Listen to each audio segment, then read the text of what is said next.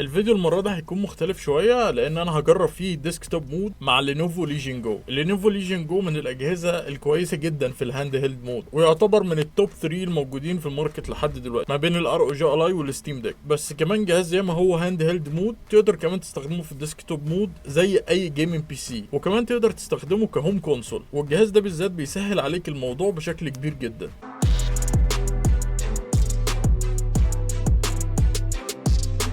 اهلا بيكم. المره دي احنا بنتكلم على جهاز فيه 144 هرتز وبيسهل عليك كتير موضوع البورتس والحاجات دي، لانه فيه 2 يو اس بي بورتس. اول واحد بتقدر ان انت تكونكت من عليه زي ده كده، تقدر ان انت تكونكت عليه على الشاشه على طول، والتاني تقدر ان انت تشحنه، فمش هتحتاج ان انت تستخدم حاجه زي دي زي اللي كنا بنستخدمه في الار او جي الاي او حتى الستيم ديك. فدي نقطه مهمه جدا في الجهاز، عشان كده حبيت ابدا بيها. والجهاز انا موصله بشاشه سامسونج اوديسي جي 7. الشاشه دي بتدعم ال 4K و240 هرتز، ومن نوع الكيرف ديسبلاي زي ما انتم شايفين، فالتجربه عليها هتكون ممتازه، وهسيب لكم اللينك بتاعها في الديسكربشن. خلينا اول حاجه نظبط الريزولوشن بتاع الجهاز. خلينا دلوقتي نجرب اول حاجه، وهي ان احنا نربط الجيمنج كيبورد دي بالجهاز نفسه. بعد ما ربطناها نقدر ان احنا نستخدمها عادي جدا، ولو عندك ماوس تقدر تستخدمه، بس في الحاله دي احنا مش هنحتاج ماوس. كل اللي عليك ان انت تفصل الكنترولر ده، وبعد كده تشغل الاف بي اس مود، وبالطريقه دي زي ما انتم شايفين كده هيكون عندك كيبورد وماوس تقدر تستخدمهم في الديسكتوب مود. زي ما انتم شايفين هنا الريزولوشن اللي احنا شغالين عليه هو 2650 في 1600. خلينا نشوف البرفورمانس في الديسكتوب مود. واول جيم عايزين نجربها هي ريزنت ايفل 4. طبعا الجيم شغاله بشكل كويس، ولكن خلينا نشوف السيتنجز اللي احنا شغالين عليها. احنا شغالين دلوقتي على 1920 في 1200، وواخدين بس من الفي رام 2 جيجا بايت، وشغالين على الهاي سيتنجز. ولكن لو احنا لعبنا الجيم على اللو سيتنجز الموضوع هيكون مختلف شويه.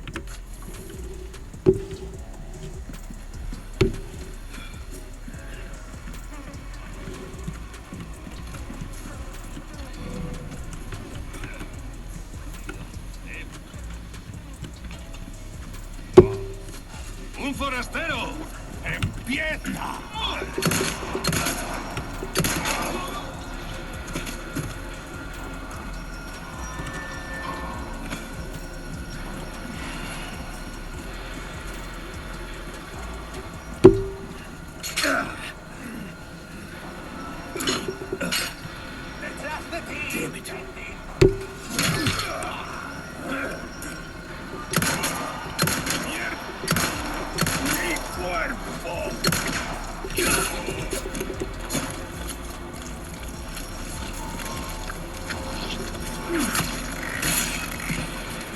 اما في جيم زي اوت لاست 2 فاحنا هنشتغل على الهاي سيتنجز وعلى اعلى ريزولوشن موجود في الجهاز.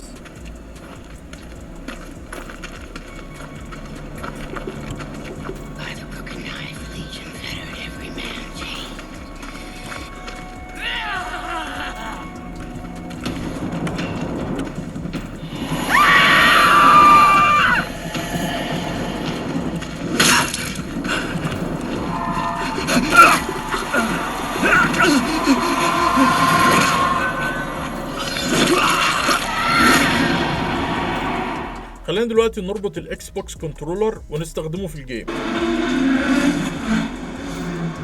وهنا فورزا هورايزن شغاله على 1920 في 1080.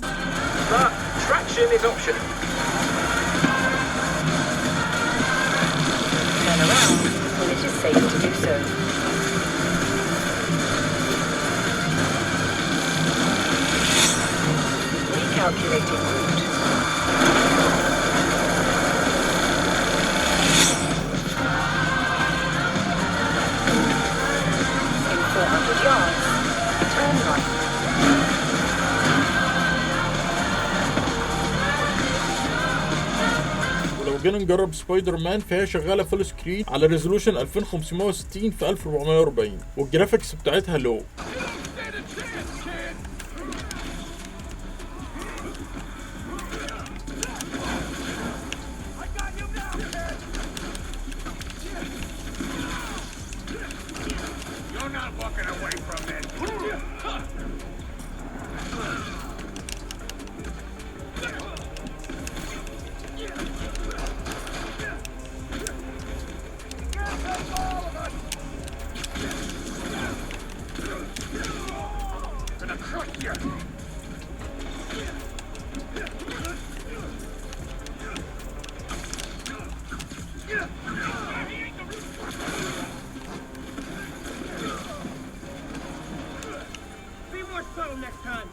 ميزه ان انت بتستخدم كنترولر انك تقدر توصل للهوم سكرين وتقدر تعمل سيلكت للجيم بسرعه عن طريق ان انت تدوس على الزرار ده، ومجرد ما انت تختار الجيم او المنصه هتنتقل ليها ومش هتحتاج ان انت تستخدم كيبورد او ماوس.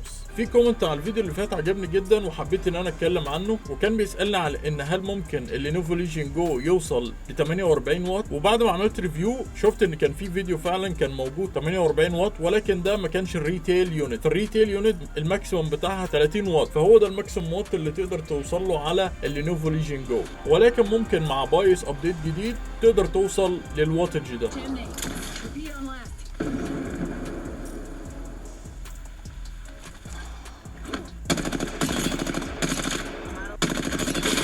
كمان لو ضغطت على الاكس بوكس بوتون هنا هيجيب لك منيو تقدر ان انت تاخد منها سكرين شوت وتقدر تعمل ريكورد، وتقدر كمان تشوف الاكونتس بتاعتك، وتقدر كمان تشوف البرفورمانس بتاع الجهاز بتاعك. ودلوقتي خلينا نجرب ريد ديد ريدمشن 2، وخلينا نشوف السيتنجز في الاول. هنجربها دلوقتي على اعلى ريزولوشن موجود، والتكشر نفسها نخليها لو.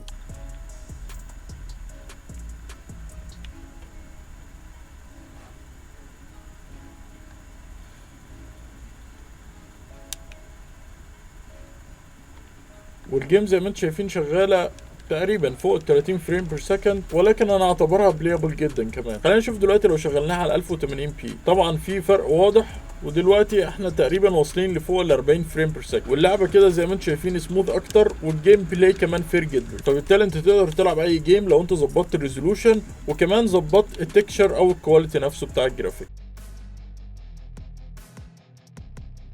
ليجن جو تقدر تستخدمه مش بس للجيمز، تقدر تستخدمه كبي سي عادي وتقدر تعمل عليه كل التاسكات بتاعتك زي الانيميشن والجرافيك ديزاين. الجهاز بيتيح ليك انك تقدر تركب عليه اكسترنال جي بي يو زي ده، وبالتالي ده هيعلي البرفورمانس بتاع الجهاز بتاعك بشكل كبير. الفيديو الجاي هيكون على الايميوليشن، وهنجرب اكتر من منصه على الجهاز ونشوف اداؤه ايه، وكمان هنشوف الطريقه بشكل كامل عشان لو في حد قابلته مشاكل قبل كده في الايميوليشن. ولو عجبك الفيديو ده اعمل لايك وشير مع حد ممكن يستفيد بالفيديو ده. شكرا جدا على المتابعه، واشوفكم في فيديو جديد.